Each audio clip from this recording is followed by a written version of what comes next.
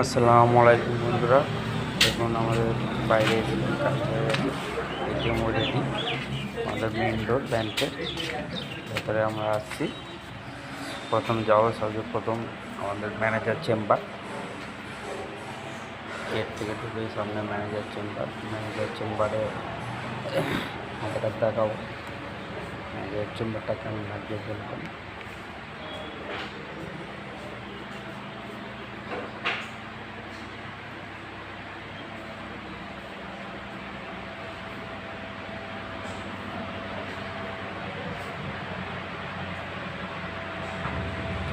ভালো যদি লেগে থাকে তোমাদের, তাদের একটা লাইক শেয়ার করে দেবেন। আরও বন্ধুদেরা পাঠিয়ে যেমন তারাও দেখতে সুবিধা হয়।